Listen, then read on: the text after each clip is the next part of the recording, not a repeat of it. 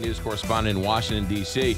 There is a bit of controversy surrounding 28 pages of the 2002 9/11 Commission report. Of those 28 pages, only very few people have read them.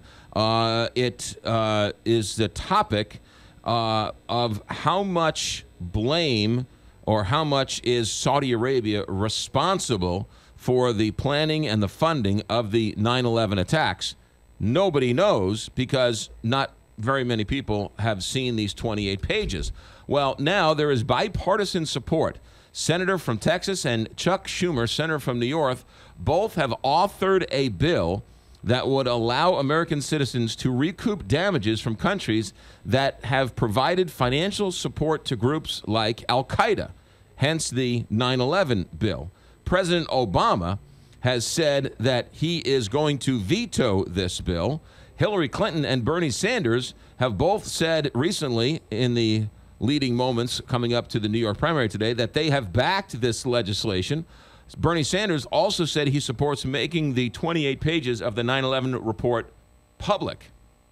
What does all of this mean as President Obama heads off to Saudi Arabia? Right. Saudi Arabia has said that if this goes into effect, they will pull almost $1 billion worth of investments from the U.S. economy.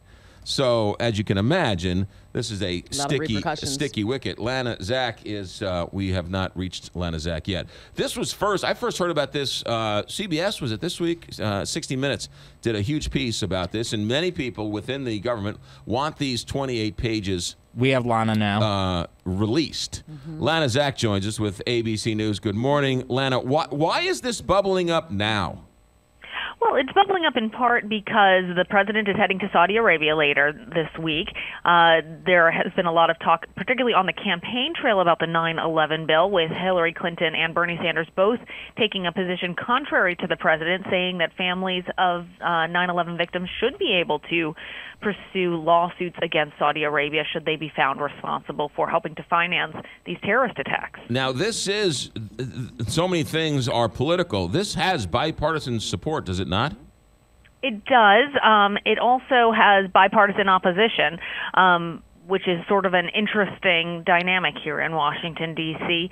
You know, the part of the problem is this concept of sovereign immunity and the idea that if individuals in the United States are able to sue another country, we remove this principle, which then would allow other individuals in other countries to come to make claims against the United States and our diplomats and our service personnel. At least that's the argument that President Obama is making. You can go ahead and sue Saudi Arabia, but if America did something somebody didn't like, they can turn around and sue us here in this country.